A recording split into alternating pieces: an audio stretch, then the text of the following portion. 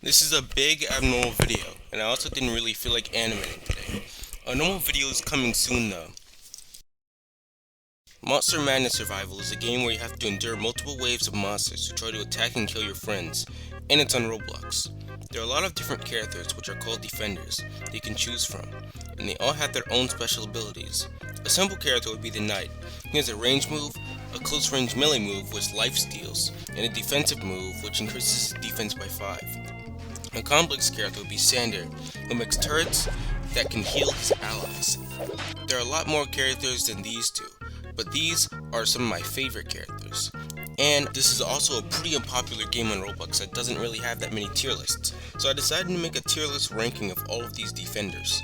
I will go in the order that the wiki has. The factors that I use are power and how I feel about the character. I'll still put the characters in their realistic spots though. We start off strong with the Knight. Knight is the first character that you can get. He's very good at fighting single strong enemies because of his powerful melee and self-healing abilities. Since he's a simple character, there isn't much to talk about without repeating myself a lot. Solid class, A tier. Not S because he can't really take on a lot of enemies in the later rounds. Frogger. He's not really that good. I do enjoy using him from time to time, but compared to the other range classes, he's really bad. There's low damage, slow attacks, and it's hard to aim with them unless you use Frogger a lot like me. His greatest move is one where he literally runs away while doing damage to the enemy. Since he's another simple character, there's not a lot to say about him either. D tier.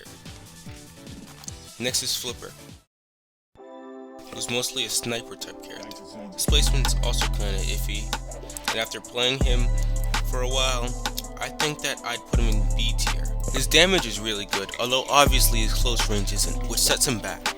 This is because most of the monsters that you fight in the game are close range ones that come at you, and that's why he has a third move, which slows enemies down in his radius and damages them a little bit. Because of these options and the high long range power, I believe that me placing him in B tier makes sense.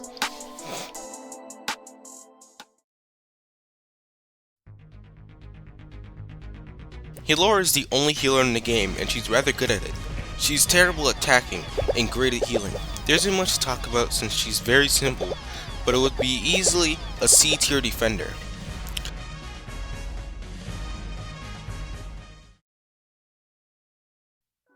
Statigon, oh Statigon. Simple explanation, complete trash, and here's why he sucks. So start off with the good about Statigon. His minigun can do amazing damage and the range goes really far. And his third move is also really amazing for racking up damage on certain enemies, which is a transformation which buffs all of his attacks. Mostly bosses. That's literally the entirety of the good about him. And starting with the bad, his mobility. He's really slow, at least his base speed, because basically any enemy can catch up to him and start dealing damage to him, which is a massive problem because his second move, which is a knife, does really crappy damage to enemies. Mostly because it's an emergency weapon, but I honestly think that this doesn't excuse its extremely terrible damage and performance, since you can barely aim with it, and half the time you miss. It can't kill anything, and trying to use it is worse than trying to use your gun when an enemy comes up on you. Oh yeah, the gun also overheats, and really quickly too. If your gun overheats, it becomes generally worse, acting slower and weaker after about 50%. Although the third move transforms him and makes it so his gun overheats slower, it doesn't save him because of the transformation. In short, this character is terrible, and it only has a single thing going for it, which also sucks. Definitely a D tier, because at least his minigun attack does good damage.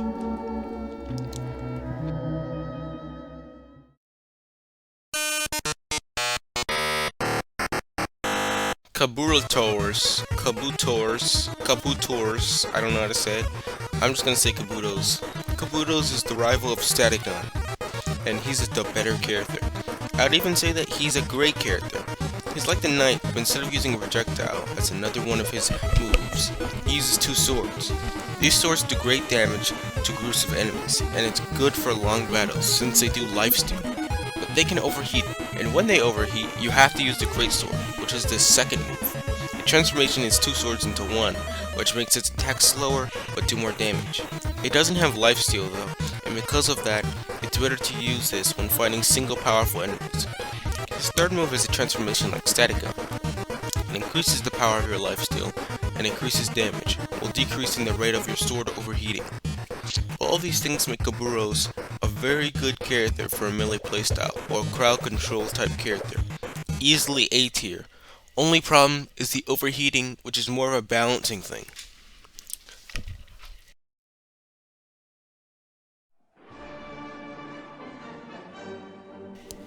Tonka. I think he looks cool, but he was intended to be a high damage dealing backup support type class, but he fails terribly at this, due to the fact that most other defenders can do what he does but better.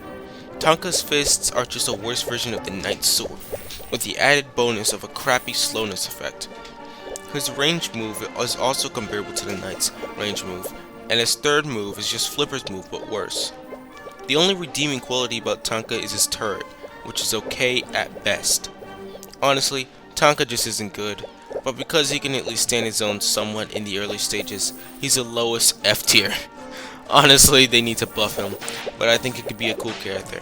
Too bad that can't actually be used seriously because of how terrible he is.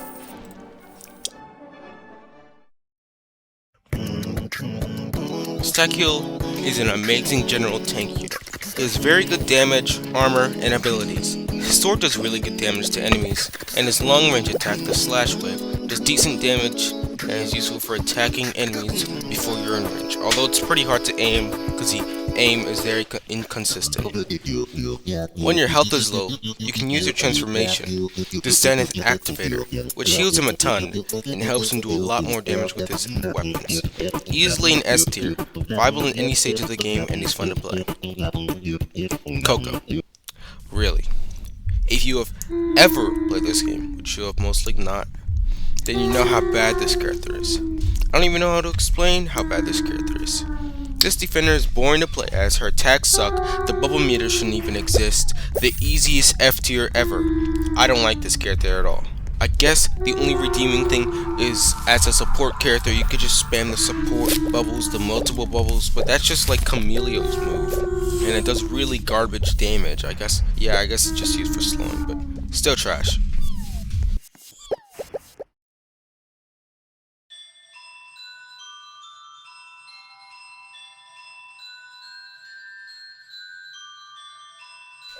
Beastan is one of the most solid starting characters in the game. His range attack poisons enemies and does good damage. His close range attack destroys enemies when you have to clutch, and his last move destroys groups of enemies in a pinch. Plus his passive is cool too.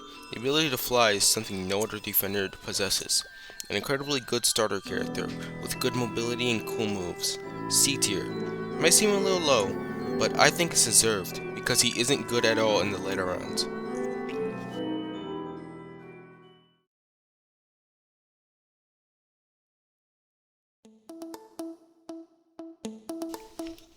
Sunny could be better, but she's probably the worst support character. The damage is laughable, the support moves they possess are half decent, and you have to stay still to get more energy for attacks and support moves. F tier. Just terrible at every point in the game.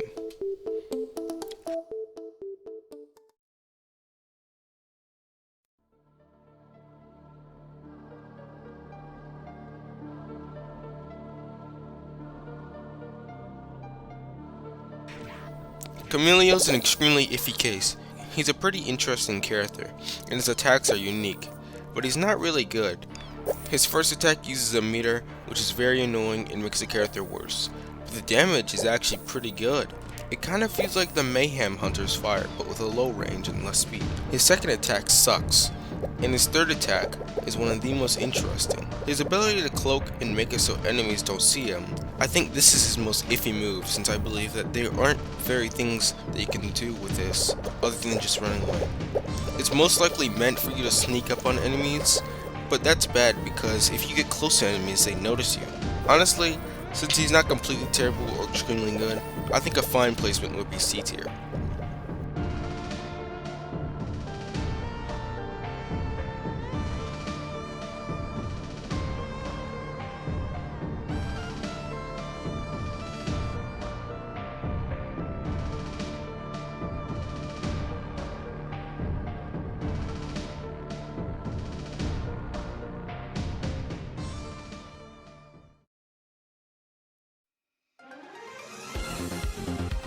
probably the worst melee character in the game is next, and that's Wukong.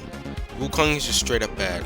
Sure, his attacks do decent damage, but he has no ability to heal, and his attacks are really lame. I think they tried to go for a support melee type character, but if they did, then the final move, Fire's Rage, only buffs the person who used it. Honestly, all these very lame and crappy attacks make Wukong a bad character. He goes straight to F.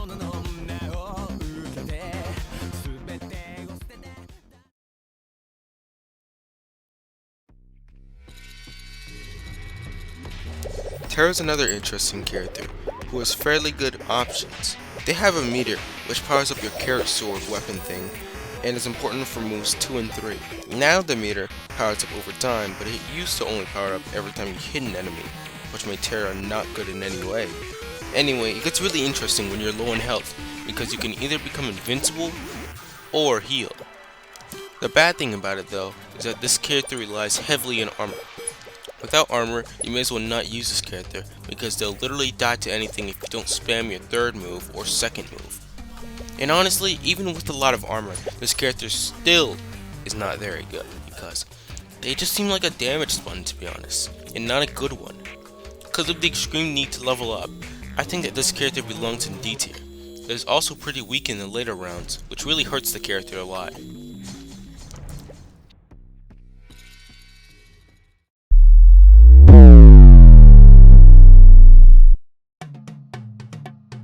Kenny's a great character who uses explosions to fight. He uses rockets and mines to kill his enemies. And he has an egg move that lures enemies to it. His placement is A tier, and I don't have that much to say about this character. And instead, I'll just show you some gameplay of it, because I like Kenny a lot.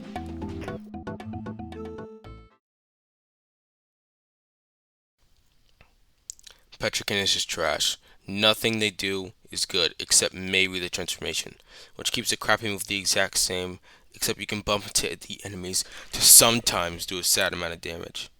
I guess its main reason is to escape enemies, because to unlock it, your meter has to be full, and to fill the meter, you have to take damage. It's really just not good. F tier, there's no reason to play as this character at all.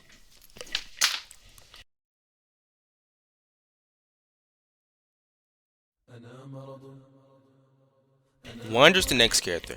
He's extremely underrated, and he's my favorite character. I personally think that he's one of the best melee defenders in the entire game, and this is why. His damage is amazing, and they have lifesteal. He can beat enemies that are alone, he can beat crowds of enemies easily, and he destroys bosses. Not as much as the Baz though, which I'll get into later. He's an A tier character, since you have to constantly hit enemies, or else you will die. And you have to get extremely high, an extremely high armor value to get somewhere with him. Even if you don't have an extreme armor value, he's a really good glass cannon type class.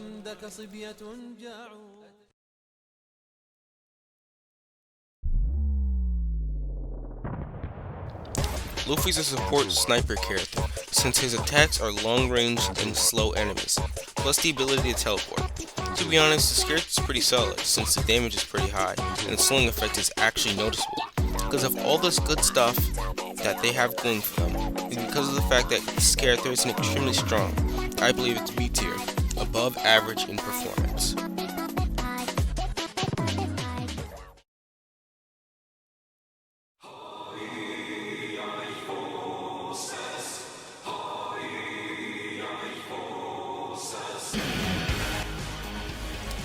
The main OP character that everyone in the endgame tries to get would be the Mayhem Hunter.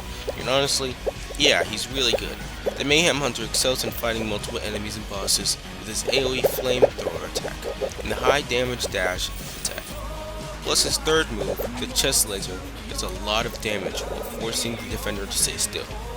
There's a lot you can do with this character, and because of these multiple powerful options, he gets to be S tier.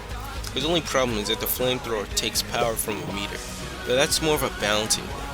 A tip is that he's really good with lifesteal.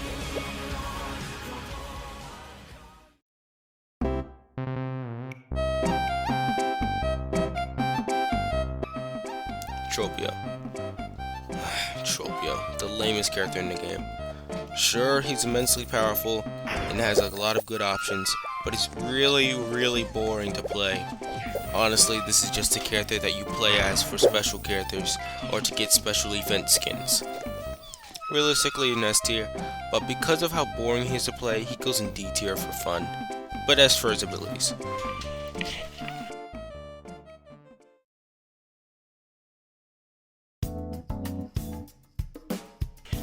Omega is a character that depends on circumstances. In higher waves, he does pretty low damage unless there are other Omegas which only buff each other. And when he's alone at least, on higher waves, his damage isn't good, and he isn't strong at all.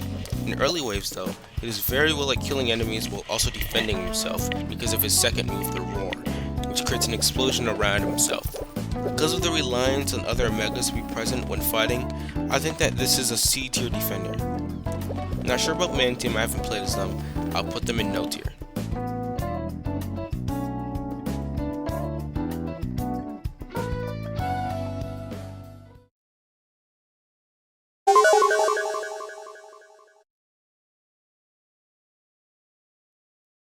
The next guy is really sneaky. He's a master at staying out of enemy sights. His name is Capcan. He has amazing hiding abilities, high damage, and a cool trap move which stops enemies. I guess the only bad thing about him is the fact that the shotgun doesn't have that much range, and he's really slow. But this makes sense because his shotgun is a shotgun, and his third move makes him run really fast, and because he's a tank. He's in the middle of A and B tier, but I'll put him at low A tier.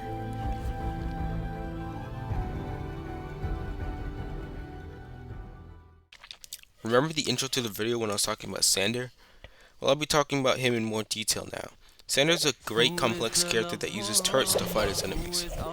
His moveset consists of 3 weak turrets, a strong turret, and an ability that's literally him running away with a shield around him, so he's invulnerable to damage. He can also punch, but that move kinda sucks, but at least it regenerates some of his health. And his turrets are good for a little bit of extra damage while your allies are fighting. And his super strong turret does great damage while healing your allies in the area. He's easily an S tier character as long as you play him with the turrets. If there's any tip I can give if you use Sander, it'll be never to stray away from your big main turret and place them at the edge of blocks and ledges so it doesn't shoot the ground.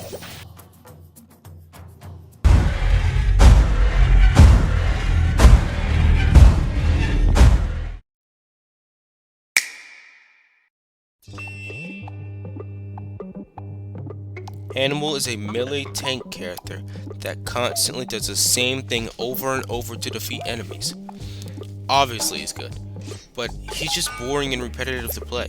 You spam bash, when you're low on health you heal, and when you can use stomp, you use stomp. That's literally the entirety of Hannibal. Lame, boring, and repetitive. Because it's not fun to play, I'm putting in D with Tropio, but because it's powerful, I'm gonna have to put it in A tier. Not S, because he's just that boring, honestly.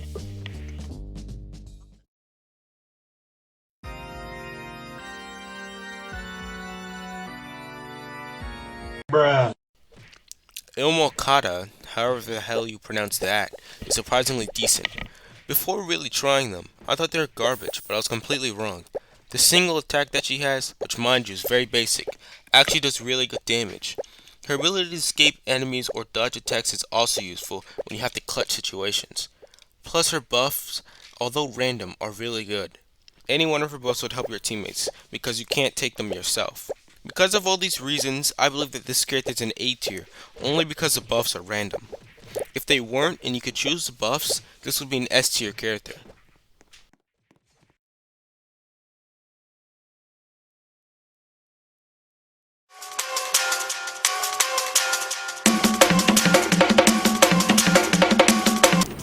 Charlotte is another bad character. Sure, they can climb on walls, which they aren't even good at, but that's literally it. I guess they dash into enemies to slow them down, but all their attacks are just underwhelming and weak. There isn't much to them. They're just a sad F tier character.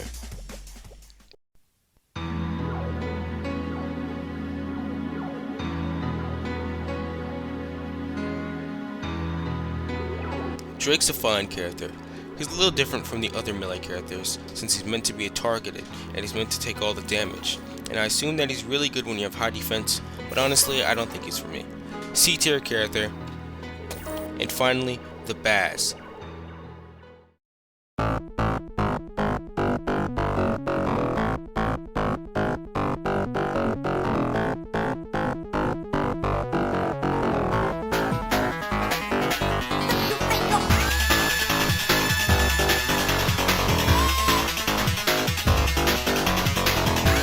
The greatest character in the entire game. Yeah, you heard me. His whip does extremely high damage against single large enemies, but it's really hard to aim against smaller enemies or groups. That's about his only problem, and that's why I have a second move. A really good stun move, which does very high damage in an area around you, and it makes its enemies stay still. And his last move is a move where he runs away and heals depending on how full the green meter is. Honestly, this is the greatest character to play. He's fun, and he does a lot of damage, and is way better than all of the other melee characters. Even with the whip issues, which can be resolved with the second attack. The highest S tier. He becomes basically OP if you max out damage and lifesteal. Also, look at this clip of me destroying a Zenova in like 3 whips.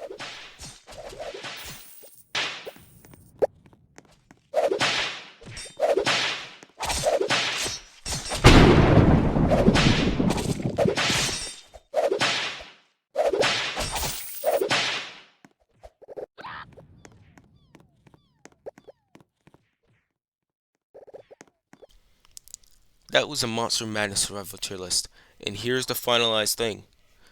I don't really expect this video to do well because this is a basically dead game on Roblox that I'm talking about.